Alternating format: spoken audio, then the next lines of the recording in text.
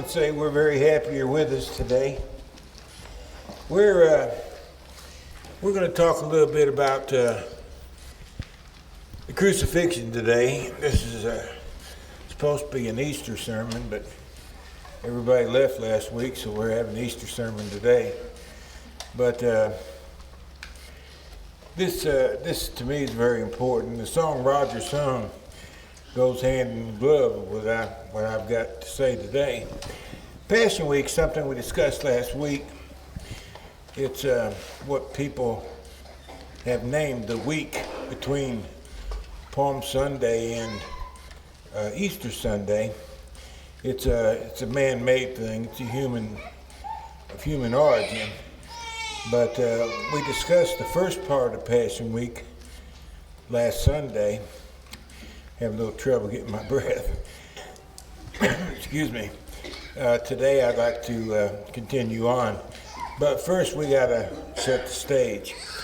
We left off last week on Tuesday, if you recall. I didn't have time to get into the things that took place that evening after sundown. But on Tuesday after sundown, after the Lord and his disciples returned to Bethany, we got Jesus make certain predictions. The rulers make a plot against Jesus, and Judas bargains to betray Christ on Tuesday night. All this was going on. What happened this particular night, or in the evening actually, Jesus exposed the hypocrisy of the scribes, the Pharisees, and the hypocrites. 7 times he referred to them that way in his final discourse in the temple. And he also told them that Jerusalem was going to be destroyed in their generation, as a matter of fact, which it was. We know that 40 years later, the Roman legions came into Judea, Jerusalem, and they did destroy the city just like he said they would. But anyway, when he said that the temple would be destroyed, the city would be destroyed, the Jewish hierarchy would be destroyed, they were furious. They were absolutely furious with the Lord. And the religious leaders, they determined that they were going to take his life. They had to take his life, they thought. In Luke 22:2, the chief priests and the scribes sought how they might kill him, but they feared the people, and they couldn't just do it out in the public. So they had to come up with another way. Well, lo and behold, who shows up at their door? Judas Iscariot, one of the apostles. And Judas, for 30 pieces of silver, offers to lead the temple guard out to where Jesus would be. He knew where he would be. And then they would be able to arrest him when no one was around and make the story however they wanted to make it. So this is what festered everything and brought it to a head. Well, next we want to move on to Thursday. It's Thursday evening.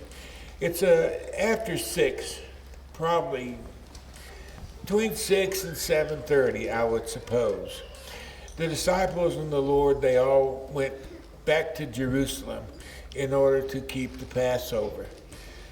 There was an upper room that they were able to use, and they got together there and they would eat the Passover at the proper time, as was according to the law of Moses. In John chapter 13, we read about them eating the Passover meal. This happened first. Secondly, we read about Jesus washing his disciples' feet. They were all wanting to be more important than they were. And the Lord tried to teach them that they had to be humble. So he got down on his knees and he washed their dirty, nasty feet, one by one, and shamed them to death. His point was, if I, your Lord, would bend over to wash your feet, you ought to be willing to wash one another's feet. You ought to be humble. Instead of thinking you should be served, You should think more like a servant. This is something he tried to get in their heads and never did. Not while he was alive. After he was raised from the dead, these things started coming back, and they meant something to him then. It meant more because he is the real deal. He was raised from the dead like he said he would be. And they started listening to what he said more clearly. Judas, about this time, Judas left the assembly. He had an itch. He wanted to make some money. He knew the Lord made the scribes and the Pharisees angry. So he asked to go take care of business. And the Lord gave him leave to go ahead and do what he had to do. And Judas went over to the temple to make a deal with temple leaders. Peter was boasting, as Peter was wont to do, that he would never leave Jesus aside no matter what. And Jesus told him something that just rattled him to the core. He said, before tonight is over, you're going to deny me 3 times by the time the cock crows twice. Oh, Peter, no, that's not going to happen. There was a lot of activity going to take place Thursday night, at least according to what is stacked up for us, according to John. The Lord's Supper was something they partook of after they had eaten the Passover meal. Now, get it in your mind what it was like. They had eaten the Passover meal. They had a little place set up where they got together and they ate the meal according to the law of Moses. So when they got done eating the meal, what was the meal? Well, the meal was bread, unleavened bread, and it was the fruit of the vine, the wine, or grape juice, if you will. This is what they used during the Passover meal. So here they are. The Lord's going to institute the Lord's Supper. And what does he use? He uses what's sitting there. He uses the bread, and he uses the fruit of the vine. Why do I say that? Sometimes people say, well, why does it have to be unleavened bread? Well, because that's what Jesus used when he instituted the Lord's Supper. He used unleavened bread. How do you know it was unleavened bread? Because according to the law of Moses, it had to be unleavened bread in the Passover. There couldn't be leaven in anything. So it had to be unleavened bread. So this is what they ate when Jesus instituted the Lord's Supper. One other thing you want to keep in mind also. At the time that Jesus instituted the Lord's Supper, there was only 11 apostles. Remember, Judas had already left. So Judas wasn't involved in these other activities, which I think is fitting given the situation as it was. There was a farewell discourse that Jesus taught, recorded in John chapter 14, 15, and 16. And then when you get to John chapter 17, we have what is really the Lord's Prayer. Sometimes people allude to Matthew chapter 7 as the Lord's Prayer. That's not the Lord's Prayer. That's what you would call a model prayer. The disciples said, Lord, teach us to pray. And that's what Jesus did. Pray this way. Our Father who art in heaven, hallowed be thy name. And he went on to teach them a model that they could follow. But this prayer in John 17 takes up the chapter. This is actually the Lord's Prayer. This is Jesus Christ speaking to his Father. And he opens his heart for us. We see him in a very intimate light with God the Father.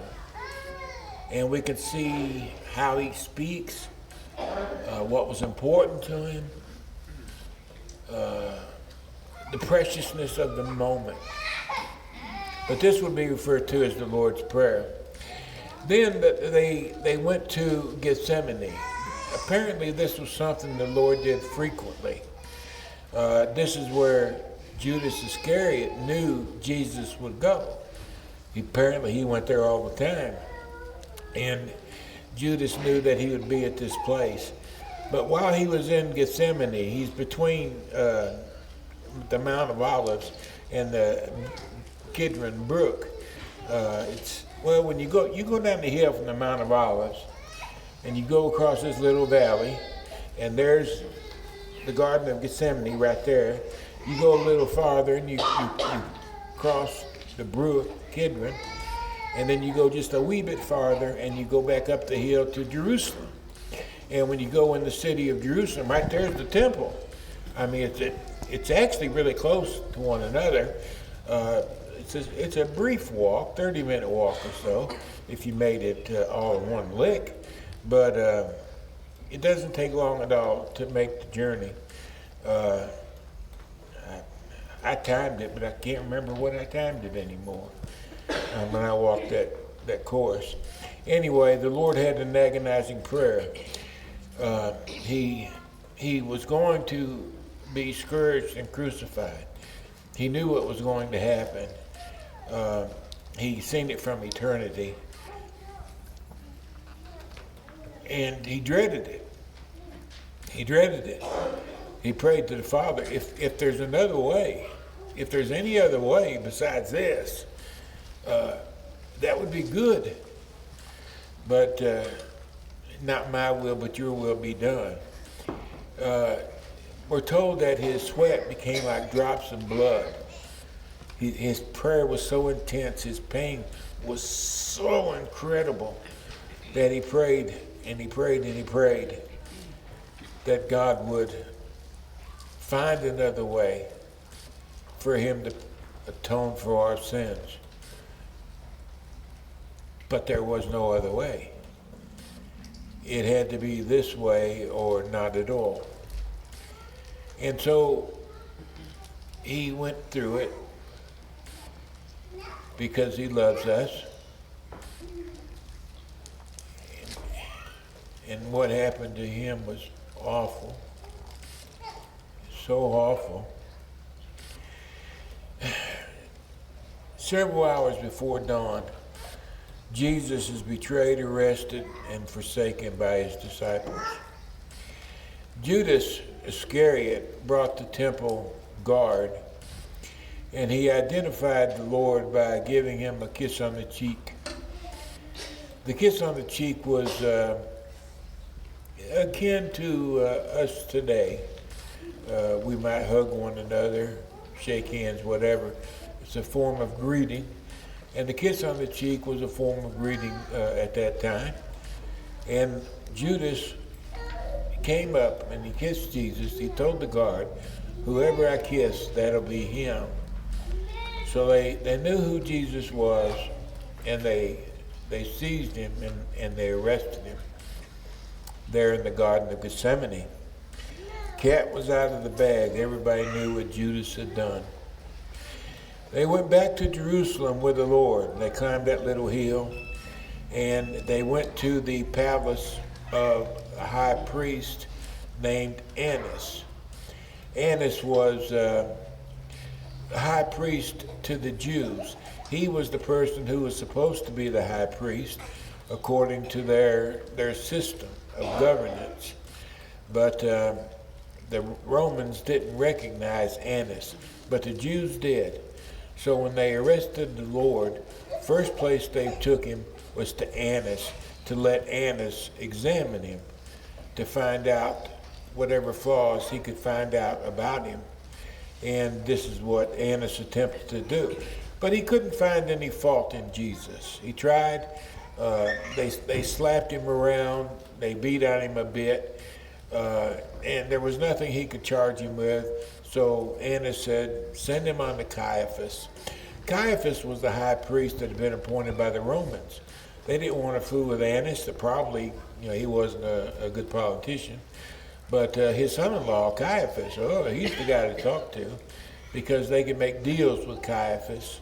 So they took Jesus after that to Caiaphas's palace, and there is a second stage of the Jewish examination, Jesus before Caiaphas. And Caiaphas examines the Lord just like Annas did. Caiaphas they've already decided they're going to murder him. They just got to find a way to do it legally. So what they do is they bring in people who will lie about Jesus. They come in and they accuse him of blasphemy, which is the penalty would be death. They accused him of blasphemy. They got a few witnesses to say he had blasphemed, and they believed they had enough where they could have him crucified by the Roman governor. About this time, Peter was outside of Caiaphas' palace, and Peter had already denied Jesus twice. Somebody said, "Weren't you with that Nazarene?" No, I don't know that man. And now, about the same time as Jesus is speaking to Caiaphas, Peter's outside, and a third time, he's asked, "Weren't you with that Nazarene?"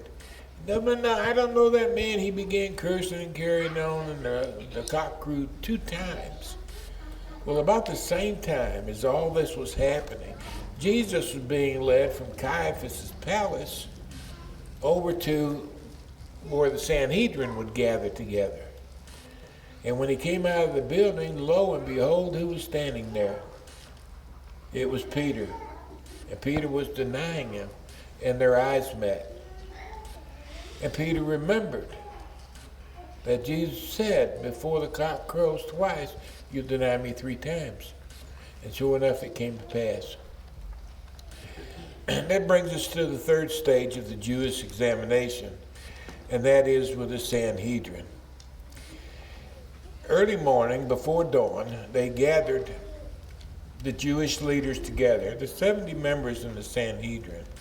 They didn't gather all 70 of them. Some of these people believed in Jesus, so they didn't get them out of bed. They didn't get Nicodemus, for example.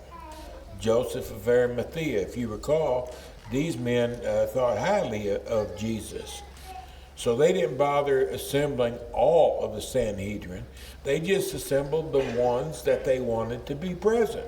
They knew they would go along with their plan. Well, the assembly was actually illegal. Number one, they're not supposed to meet in the dark. That was contrary to the law of Moses. Number two, they weren't supposed to hand down edicts with a partial assembly. Everybody was supposed to have been present. So everything they're doing here is illegal. They have no regard for God's law. They don't care if they're sinning against God or not. They want Jesus crucified, and they're going to get him crucified one way or the other. And if they have to do it underhandedly, that's exactly what they're going to do, and that's exactly what they did. Then Jesus is going to be examined by the Gentiles. The Jews can't do anything to him. They don't have the power to take a man's life. So they got to get the Romans on their side. So the Jewish authorities, they get together and they take Jesus over to meet with Pontius Pilate, the governor of Judea. The first stage of the Roman trial was Jesus standing before Pilate the first time. Frankly, it was an open discussion. And Pilate knew the Jews. He knew they were envious of the Lord. He knew that they were evil men that would do anything for $1. He understood their character. And then he looked at Jesus and he can't see anything wrong with him. He doesn't know what the fuss is all about. He's a harmless man. Why do they want to kill him? Except for the fact that they're envious of him. Go to the second stage. Pontius Pilate doesn't want to touch Jesus. So he says, hey, Herod's in town. I want to send Jesus over to Herod. Herod's over Galilee. Jesus is from Galilee. I'm going to send Jesus over and let Herod do something with him. I don't want to convict him of a crime. He hasn't committed a crime. So he sent him over to Herod Antipas. Herod examined Jesus. He tries to get him to do some, he thinks it's magic. He's wanting him to perform some miracles. where he could be entertained by his abilities, his talents, and of course the Lord wouldn't do it. And then finally Herod decided, I'm tired of you, and he simply just sent Jesus back to Pontius Pilate, and he had nothing to say about Jesus as far as a crime or a criminal. That brings us to the third stage of the Roman trial. There's 3 Jewish examinations, 3 Roman examinations. He was up all night being tried by these characters. In the third stage of the Roman trial, or examination really, Pontius Pilate is trying to find a way to get Jesus off of death row. The Jews have a custom where during this Passover season, they can ask for someone to be set at liberty who's in prison. And Pilate, he's got the 2 men. He's got a guy named Barabbas who is meaner than all get out. Everybody's terrified by him because he's a monster. And then he's got this harmless Nazarene on the other hand. So he comes up with an idea. If I give them a choice between Barabbas and Jesus, they're going to want Jesus because nobody wants to turn Barabbas loose. He's going to start hurting people again. Well, it didn't go that way. The rulers of the Jews, they went around, stirred up the people, and they got the people to holler out, Barabbas, give us Barabbas. And Pilate tried and tried and tried to set Jesus free. He came up with another idea. He's gonna have him beaten. Scourged is what they called it. He's gonna have Jesus beaten. And he's gonna have him beaten severely. Because he probably thought when the people see him after the soldiers get done with him, they'll cry because of his pitiful presence. So Pilate sent the Lord to be scourged, and he did. Pilate said to them, do you want me to release to you Barabbas or Jesus called Christ? He knew they had handed him over just because of envy, which was true. Pilate had him figured out. They sent Jesus out, and he was beaten. He was beaten with a whip. The whip is an ugly little thing. It's a stick, and then it's got leather straps on the end of it. I had a picture of one, but I didn't bring it. These leather straps, there's about 9 or 12 of them, and in the ends of the straps, they put bits of metal, like a metal that was bent, like maybe a U shape or L shape, and they would fasten these bits of metal or pieces of glass. They would fasten them to the leather thongs, and then they would take that whip, and they would tie a person to the post, and they would beat them. There were different kinds of posts. Some posts were tall, and your hands would be tied up over your head.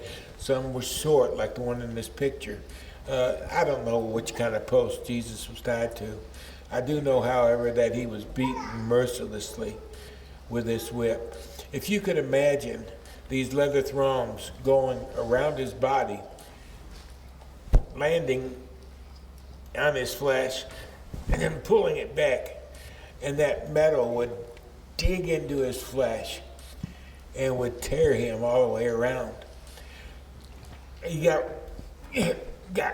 hung in the mouth, and you pull that whip back, and it rips his cheek wide open.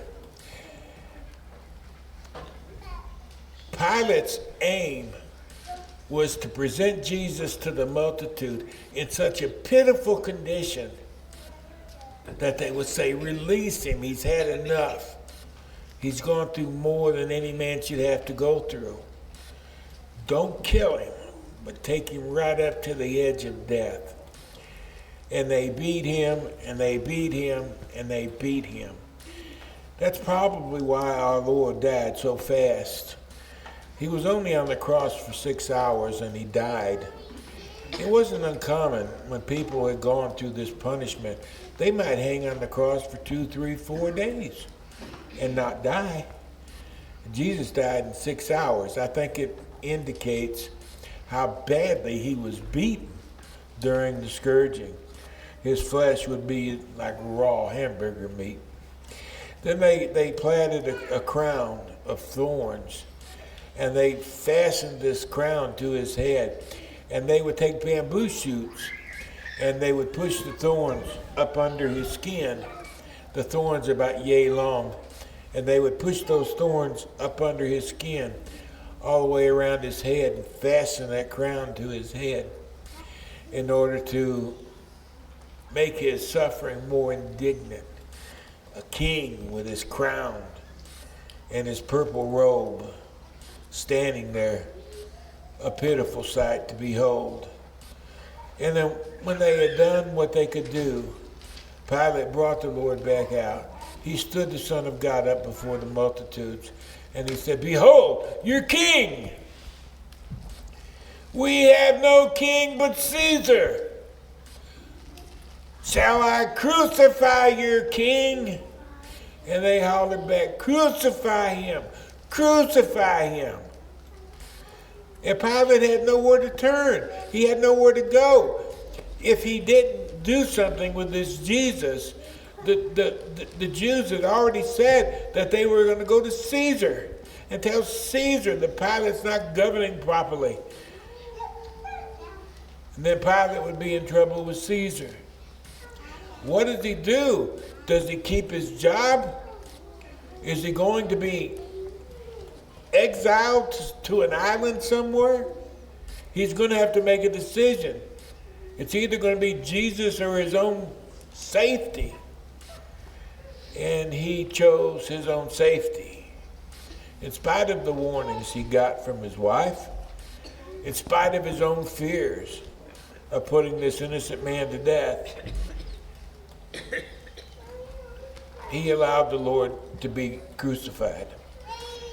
Jesus had to carry his cross through the streets of Jerusalem. He couldn't under the weight. So they compelled Simon, a Cyrenian man, who helped him carry his cross up to Golgotha. Then at Golgotha they would lay him down and they would nail him to the cross. Whether it was a T cross like that or whether it was just a cross beam, it could have been either way. They did it both ways. I don't know which way they did the Lord.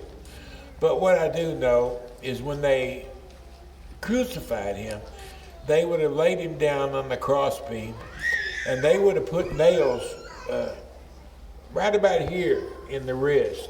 And you say, well, the Bible says his hand. Well, back then, the hand was considered this portion of the wrist and the hand. They didn't have the wrist and hand, they had the hand. The whole thing was a hand. And they would nail the nail back here in the wrist. And there's a reason for that. If you nailed a nail right there in the palm of his hand, he would have all his body weight on these two nails. And if you put all your body weight on two nails right there, it's just going to tear through the skin. You're going to fall down to the ground. You're not going to be able to nail somebody in the palms of their hand and hold them up on a cross. They would have to nail them down here where the bone in the wrist would hold them so that they wouldn't fall down. And that's where he was nailed at. This picture shows him being nailed in the palm of his hand, but that's not correct.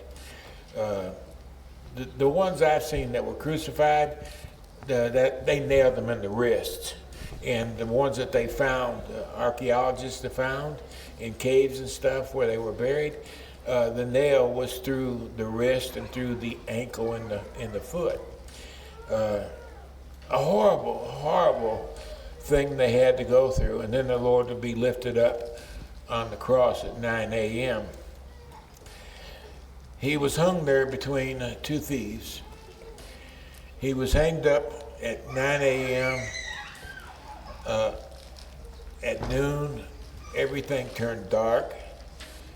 People saw it as a sign from God that he was not happy, which was true, that he had turned his back on the sordid situation. Jesus' mama had to watch. She watched her baby as they crucified him.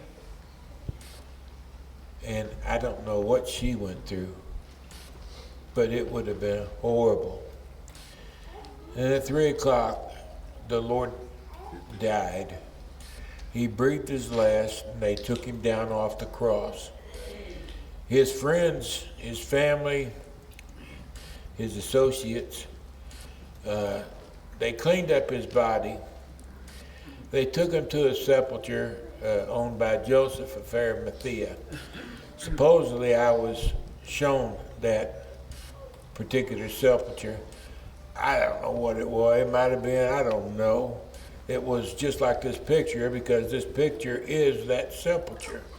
Whether it was the one Jesus was buried in or not, you know, they're making money over there. So I don't know what was true. Guy Wood said the only thing you could really depend on was Jacob's well. He said the rest of it was all manufactured. I don't know. Anyway, they would have taken Jesus into a cave, something like this, a burial spot. They would have put him in that particular burial spot.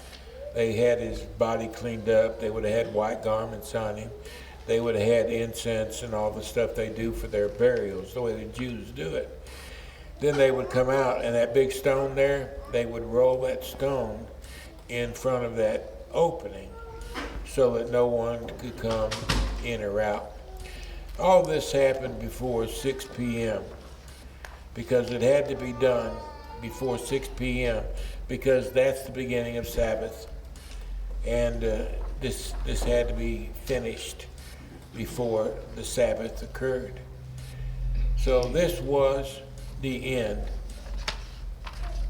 of the Jewish religious leaders' problem with Jesus, the Son of God. They were victorious. The apostles were scattered. They were heartbroken. They had surrendered, they'd given up everything to follow him. Some say they were following him for 3 years. I don't think it was 3 years. I'm guessing 1.5 to 2 years maybe. It's hard to tell, to be honest with you. But they did leave their homes. They gave up their careers. Some of them had businesses, fishing businesses.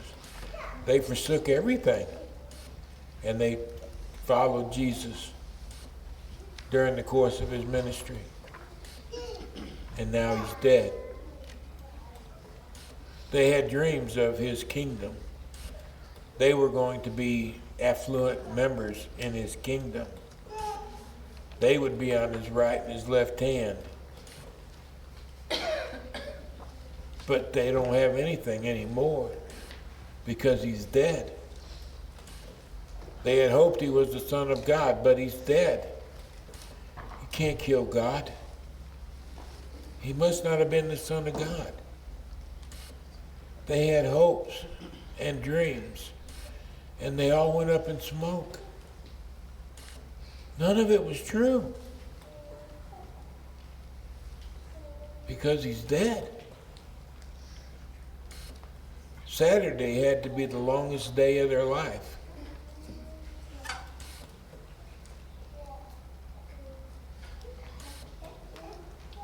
What would they do now? And then came Sunday.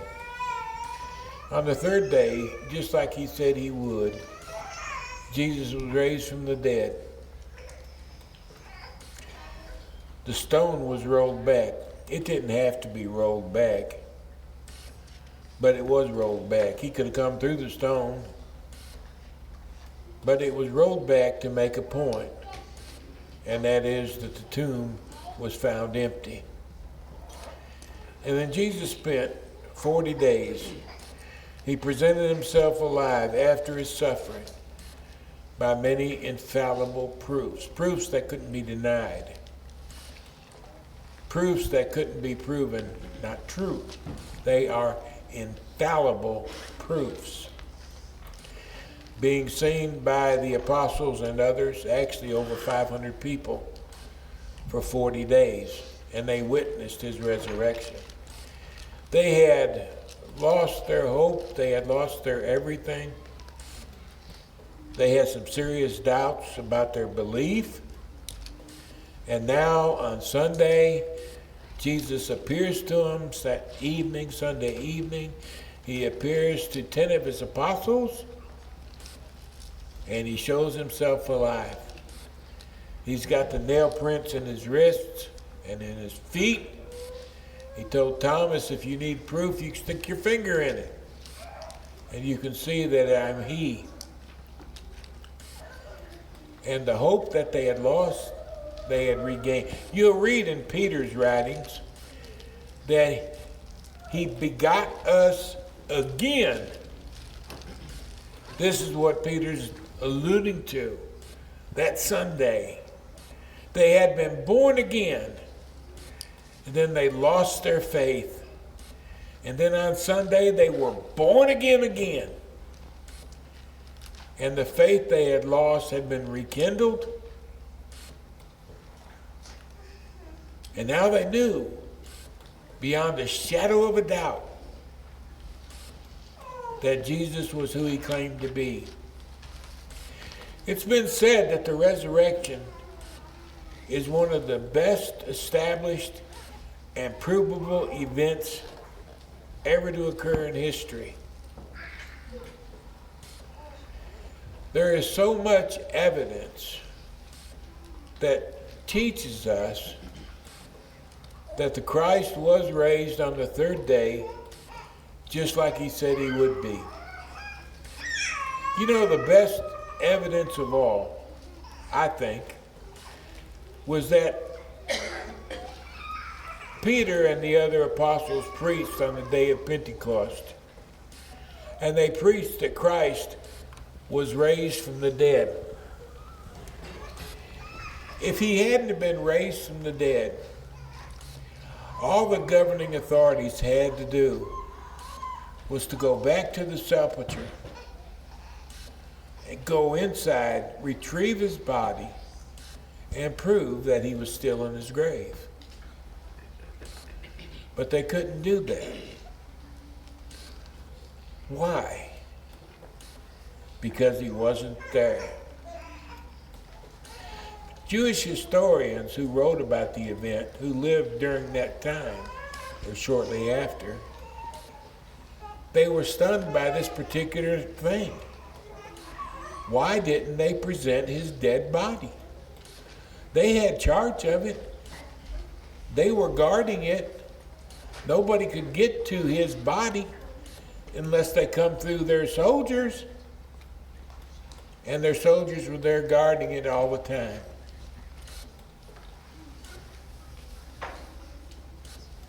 Where was the body? That's a question no one can answer. That's a question that people died over.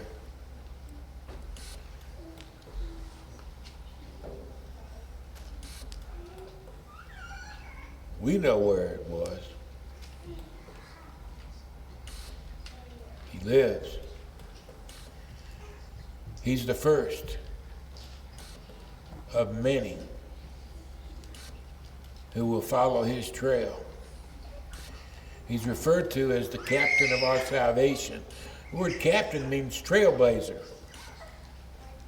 And from Greek to English, it'd be a trailblazer.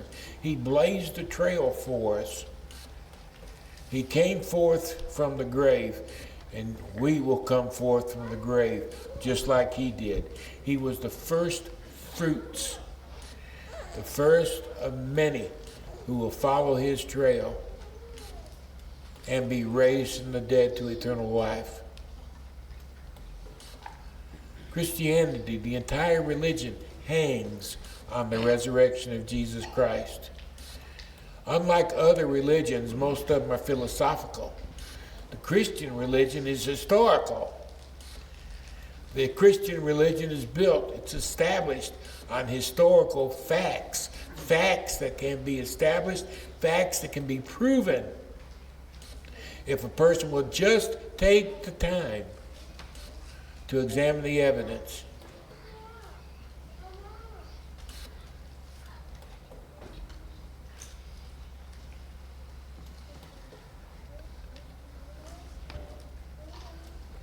The more I study these things, the stronger my faith becomes. And so will yours. If you continue to study these things. There's just too many questions that can't be answered.